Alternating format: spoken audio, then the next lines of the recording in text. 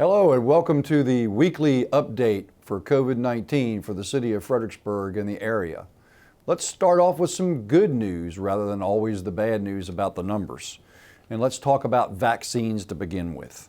Some positive news coming out of the Food and Drug Administration and the CDC, and especially from the Pfizer-BioNTech group.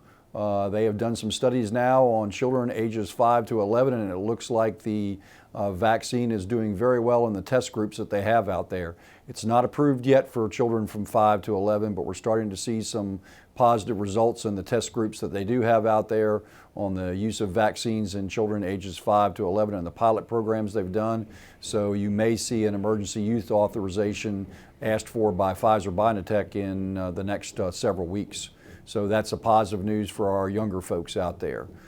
In some other news, the Commonwealth of Virginia has certified QR codes to be used for vaccination status. So you had QR codes that you used off your smartphone and things like that. You can contact the Commonwealth of Virginia through vaccinate.virginia.gov and get a QR code for your vaccination card and use that rather than having to carry your hard card around with you. If you need to prove that you have your vaccinations and everything like that, it'll make it easier and more convenient for you to do that, and it'll also protect your privacy as well. So the QR codes are coming through the Commonwealth of Virginia to let you show your vaccination status. So I think that's positive news as well.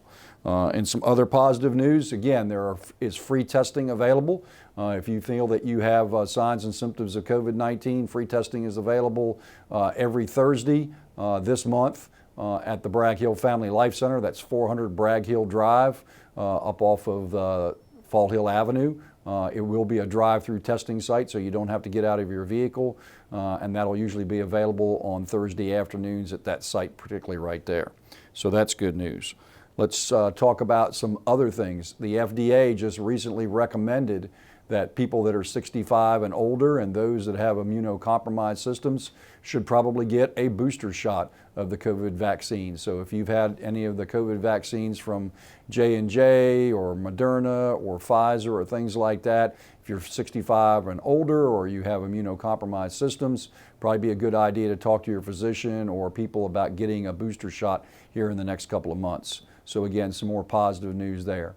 Let's look at the numbers. Throughout the Commonwealth of Virginia, we're starting to see the case rates to flatten out a little bit and even reduce in some areas. So that's a good news. While the number of case rates is still high, and especially in the Rappahannock area district, what we're starting to see is statewide, the numbers are starting to flatten out and even decline in some areas. Most of the declines are in health districts in the eastern side of the state, whereas in the western side of the state, they're still in the surge mode.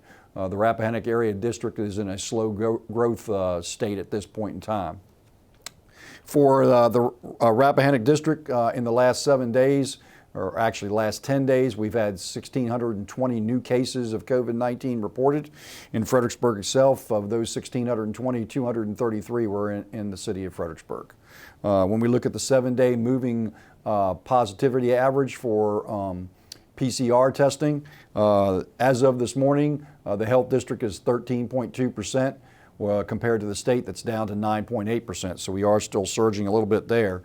In Fredericksburg itself, we're at 11.15%. So we're just a little bit below the average for the health district itself.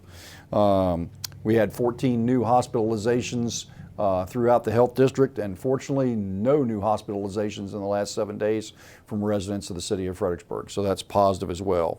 We do have 86 folks still in the hospital between the three hospital centers in the Rappahannock area district that have symptoms of COVID-19.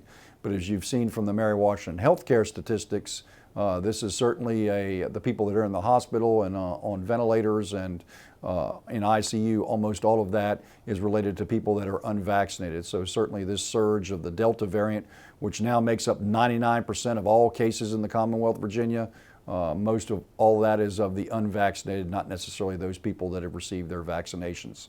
So again, we ask you to seriously consider getting the vaccine if you have not done so already.